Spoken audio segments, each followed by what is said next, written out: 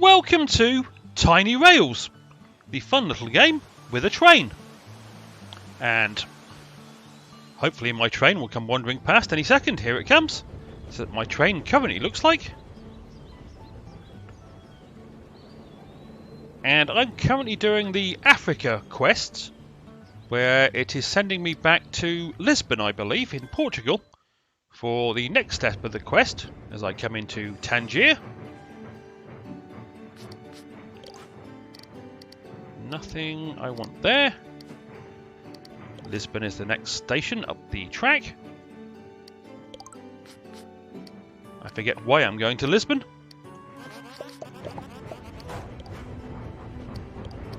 Let's see if I can find out. Make a stop at Lisbon. That's my full instructions. Between the last episode and this episode, well, I was in Canada. I actually took a detour once I took the boat from the western United States to Africa West, picked up some more salt and peanuts, and then dropped everything off in my depot in Central Africa, then came back. So not a big detour, it's just I was starting to fill up my train, so I thought I'd better find a depot that was close by.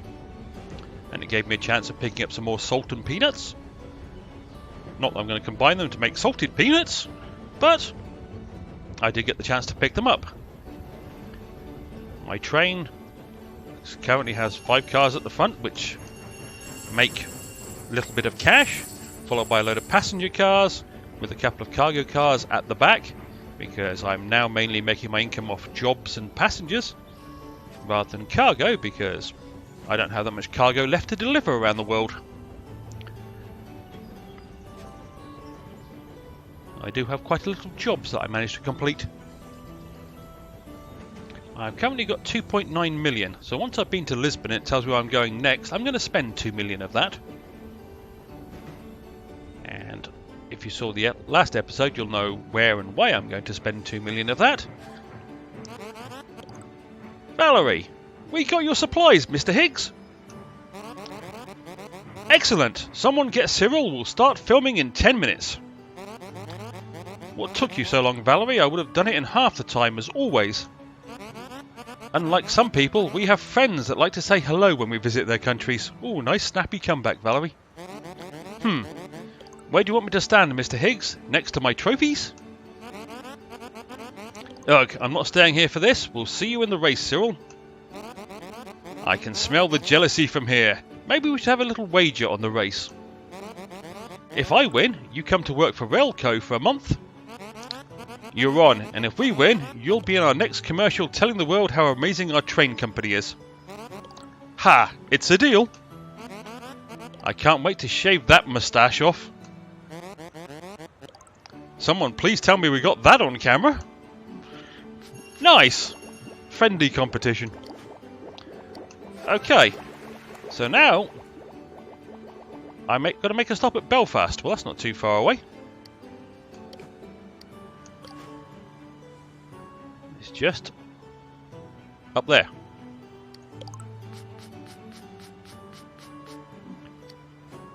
However, before we go, just let me check the wonders of... Nope, there's nothing at the station I want to buy. And I might as well clear out the jobs for the extra cash that I've managed to collect so far. That adds another 20,000 to my cash supply. Replacement jobs, and then I can go spend my 2 million. Or 2 million out of my money.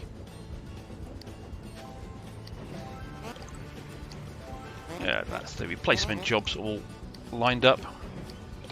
Right, as previously mentioned, I'm trying to finish upgrading all the stations in this part of the world. I've got 2 to go in the United States, United States and Canada. One is Banff, which is going to cost me 2 million.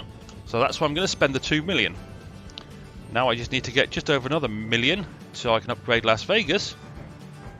And then we'll see if that actually completes North America, or if I still have to upgrade all the stations in Mexico for it to complete North America. Oh, I do actually want casino chips, about 35 of them I believe, total.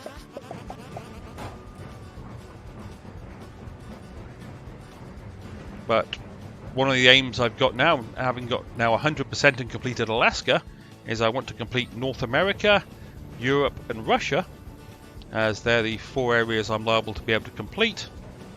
And I'm not sure if I will be able to complete Asia or not. I think I possibly might be, but I certainly won't be able to complete Oceania or Africa or Southeast Asia because it requires supplies or resources for stations which I don't have access to currently, and unless there's a way of unlocking more of South America from what looks like pretty much a hard stop because of a bug, then I will never be able to get those resources until someone comes along and patches this game at some point in the future, if they ever do. Oh, looks like my train could do with a bit of cleaning and maintenance.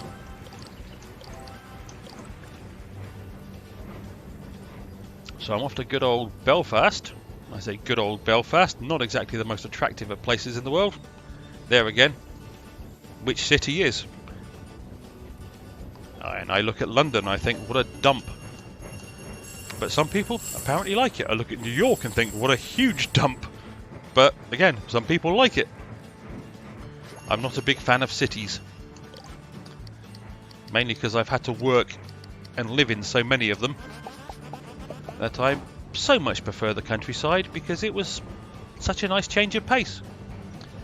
I've lived in cities and worked in them. I've lived in little villages. I've normally worked in a town that's relatively close by. But out of the two, I prefer the pace of life in little villages or in rural areas. The people tend to be friendlier and the pace of life tends to be slower. And I am nothing if not lazy. So when the pace of life is slower, I appreciate the fact that they're catering to my laziness.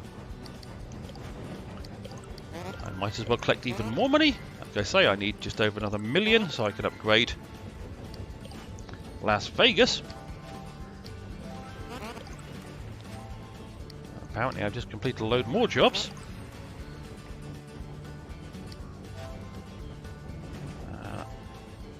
Yeah, about another 4 I think from the noises I heard in my ears. Yep, all these 621 mile jobs that I recently added to my job list. Now got me another 20,000. Soon I'll be back over 1 million.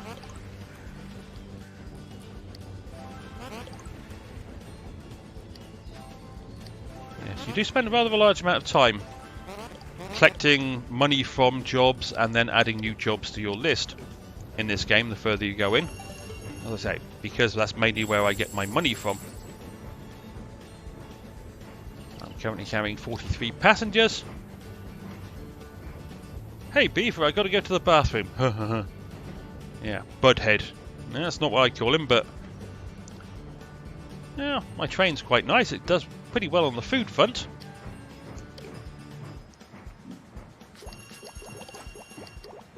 Okay, I don't need the holy water, I don't need the pasta, I don't need the tulips, and I don't need the bonbons.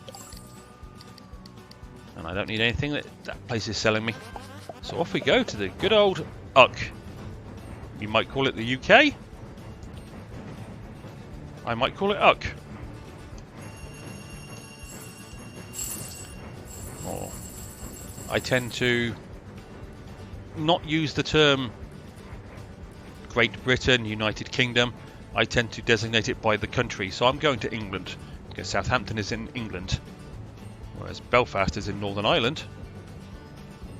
I don't tend to think of it or try and use the phrase United Kingdom, which is the United Kingdom of Great Britain and Northern Ireland, to give it its full title.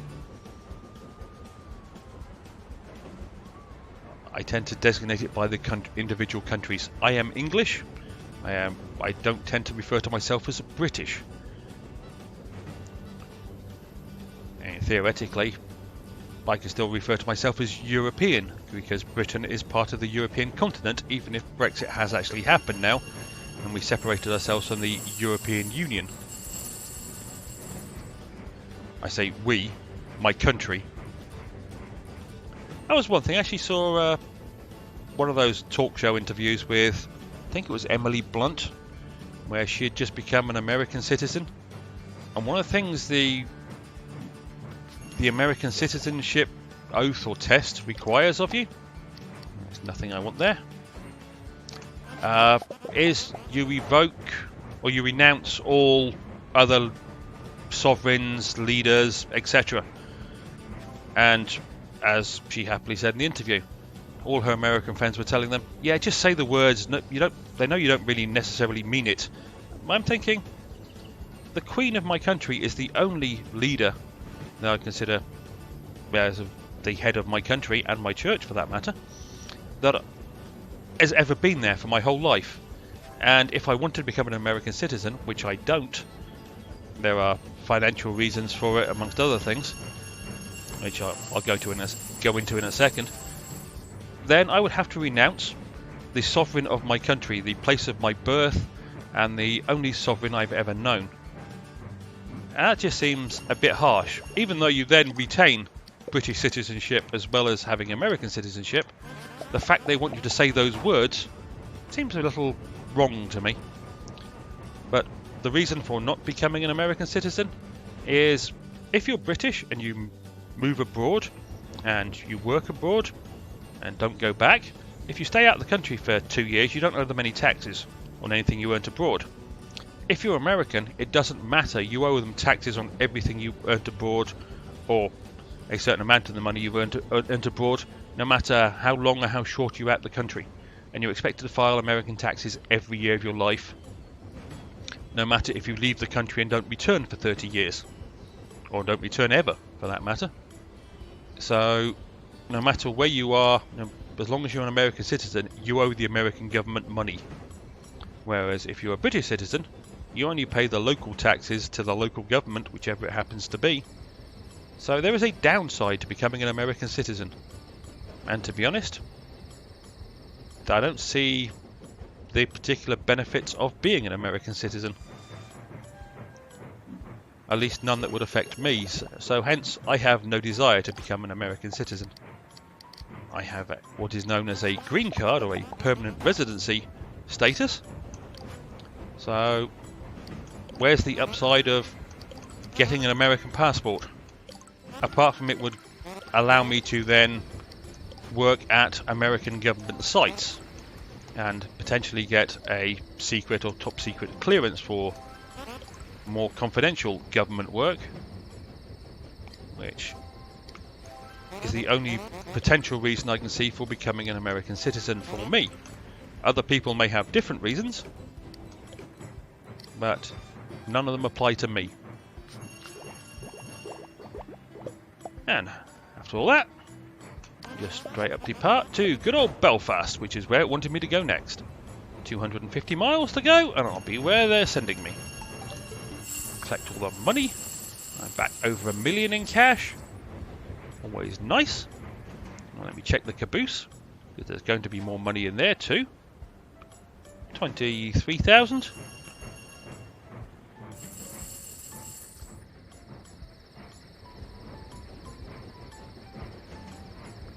Let's have a bit of a speed boost to get me into Belfast that little bit faster.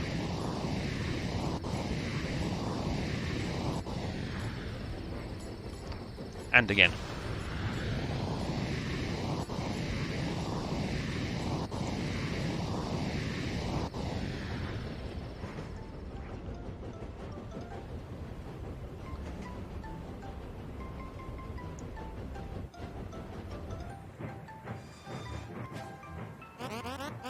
Okay, we run into Nika. Good work, I see you got all the items to build the cage. What cage? The only problem is we're not qualified to weld this stuff. What do you mean? I'm not certified to work with Magnum. I've been meaning to take the course, but we've been so busy. This is something out of the previous quest when I was chasing Blackwell down and meant to be moving Blackwell. I can't do it either, but I do know a guy in Russia that can manage it. My pal Dimitri is a Magnum certified welder. They're missing the A there. I'm sure he'd be happy to help us. There's no time to lose then. Let's get to Russia. Okay, that was kind of a repeat of something that's already happened. Good work, I see it's doing the same thing again. Okay, I'm just going to skip through this stuff. Africa Chapter 1 is now complete. Okay, that's something. So now I've got to buy solar panels. Buy a solar panel cargo from Makachukala, Russia. Yeah, I have no idea if I got anywhere near the pronunciation correct of that one. But I'm now in Africa Chapter 2.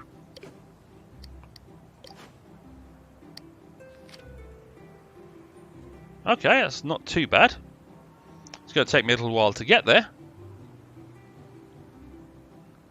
I'm just thinking, well, I'll let it tell me what the fastest route is. Okay, and we'll start going down that route. As I'm currently leaving Scotland. Edinburgh is a lovely place to visit. Whether it be for the Edinburgh Tattoo, the Edinburgh Comedy Festival, or just Edinburgh in general. Castle is beautifully intertwined with the city. The city streets were pretty much clean in the, I would say, the touristy part of the city. But in the main city centre, I'm sure there are less than salubrious parts of Edinburgh itself. But for the most part, it was a wonderful city to visit. I do tend to have a bit of trouble understanding the Scottish accent, but the Scottish accent in Edinburgh is not that heavy, or at least I didn't find it so I didn't struggle too badly. I still struggled, but I just have a real trouble with the Scottish accent for some reason. I have no idea why that one in particular. But, okay. So now I've reached Africa Quest Chapter 2. The crew crosses paths with the other train conductors while Sophia secretly works on an experimental nitro booster. I'm now 29% of the Africa story progress through, and 58% of the total quest progress for this game. Oh, apparently I've got an obstruction in the way.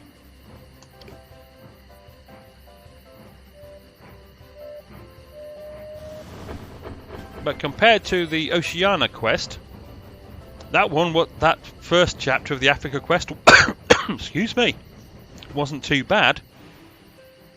Because even though it was sending me to various parts of the world, they weren't that difficult or that far apart and that challenging to get to, unlike the Oceania quest, which was sending me from one place to another with no easy ways to get from one to the other, if you see what I mean. Okay, I will shut up now and end this episode. As always, I hope you enjoyed, or at least enjoyed the continuation of the story, and the discovery of yet another bug, where it's taken a quest or a bit of the story from a previous chapter and threw it at the end of this one. And hopefully I will see you down the track for more Tiny Rails in the near future. Cheerio!